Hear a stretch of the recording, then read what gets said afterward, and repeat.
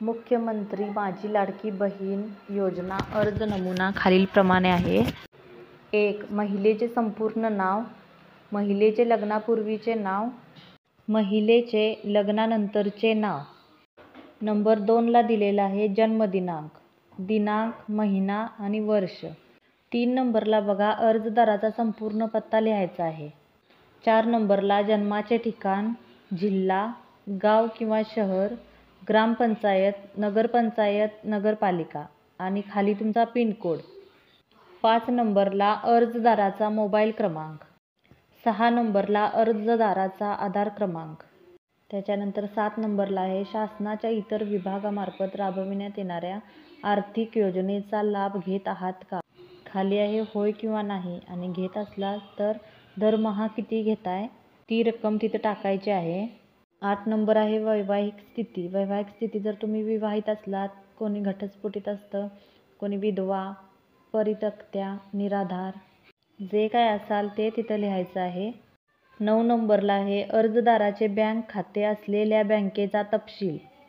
त्याच्यामध्ये आहे बँकेचे पूर्ण नाव, बँक खाते धारकाचे नाव, बँक खाते क्रमांक आणि तुमचा IFSC कोड.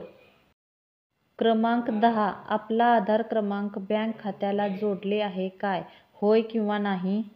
11 नंबरला नारी शक्ती प्रकार. 1 अंगणवाडी सेविका, 2 अंगणवाडी मदतनीस, 3 पर्यवेक्षिका, 4 ग्रामसेवक, 5 वार्ड अधिकारी, 6 सेतू सुविधा केंद्र, 7 सामान्य महिला.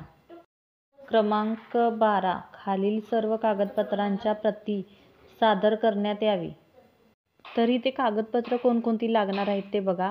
1 नंबरला आधार कार्ड, 2 नंबर आदिवासी जन्म प्रमाणपत्र, 3 नंबर उत्पन्न प्रमाणपत्र, 4 नंबर अर्जदाराचे हमीपत्र, 5 नंबर बँक पासबुक आणि 6 नंबर अर्जदाराचा फोटो. आता त्याच्या खाली एक टीप दिलेली आहे. टीप अशी आहे अर्जदाराने सदरचा अर्ज परिपूर्ण भरण्यात आल्यानंतर संबंधित अंगणवाडी केंद्रामध्ये जमा करण्यात यावा. आता अर्जदाराचे हमीपत्र बघा. मी घोषित करते की अशी खूण करा. त्यानंतर माझ्या कुटुंबाचे एकत्रित वार्षिक उत्पन्न 2.5 लाख रुपयांपेक्षा अधिक नाही असेल तर बरोबर खूण करा आणि नसेल तर नाही अशी खूण करा. तर आता 2 नंबरला आहे माझ्या कुटुंबातील सदस्य आय करदाता नाही. त्याच्यानंतर तिसरी चौकट दिसते बघा. मी स्वतः किंवा माझ्या कुटुंबातील सदस्य नियमित कायम कर्मचारी, कंत्राटी कर्मचारी म्हणून सरकारी विभाग, उपक्रम, मंडळ, भारत सरकार किंवा राज्य सरकारच्या स्थानिक संस्थेमध्ये कार्यरत नाही किंवा सेवानिवृत्तीनंतर निवृत्तीवेतन घेत नाहीत. त्यानंतर मी शासनाच्या इतर विभागामार्फत राबविण्यात येणाऱ्या 1,500 पेक्षा जास्त रकमेचा आर्थिक योजनेचा लाभ घेतलेला नाही. माझ्या कुटुंबातील सदस्य विद्यमान किंवा माजी खासदार आमदार नाहीत. माझ्या कुटुंबातील सदस्य भारत सरकार किंवा राज्य सरकारच्या बोर्ड, कॉर्पोरेशन, बोर्ड, उपक्रमाचे अध्यक्ष, उपाध्यक्ष, संचालक सदस्य नाहीत.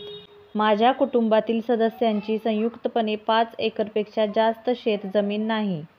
माझ्याकडे किंवा माझ्या कुटुंबातील सदस्यांच्या नावावर 4 चाकी वाहने, ट्रॅक्टर वगळून नोंदणीकृत नाहीत. त्याच्यानंतर खाली असं दिलेलं आहे की मी वरीलप्रमाणे घोषित करते की मुख्यमंत्री माझी लाडकी बहीण योजना संबंधित पोर्टल ॲपवर आधार क्रमांक आधारित प्रमाणीकरण प्रणाली सोबत स्वतःला प्रमाणित करण्यास व आधार आधारित प्रमाणीकरणानंतर माझा आधार क्रमांक, बायोमेट्रिक किंवा वन टाइम पिन कंसात दिलेला आहे बघा OTP म्हणून माहिती प्रदान करण्याची सहमती देण्यात माझी हरकत नसेल.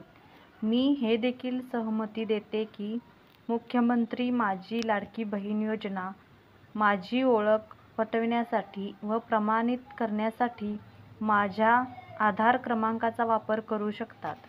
मी केवळ शासकीय सेवा व योजनांचे लाभ प्राप्त करण्याच्या उद्देशाने अन्य राज्य किंवा केंद्र शासनाच्या विभागाशी माझे आधार eKYC कंसात इंग्रजीमध्ये दिलेलं आहे वर्णन पुरविण्यास सहमती देत आहे. त्याच्या खाली अर्जदाराची सही करायची आहे. अर्जदाराची सही म्हणून आहे त्याच्या खाली परत एक नोट दिलेली आहे.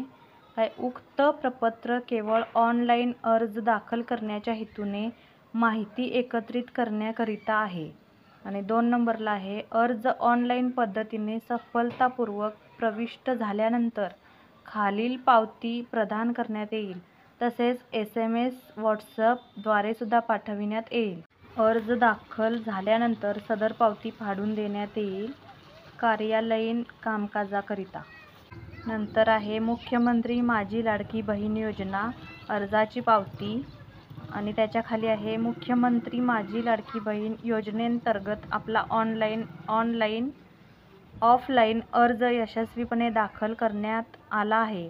सदर अर्जाचा नोंदणी क्रमांक इथं टाकायचा आहे.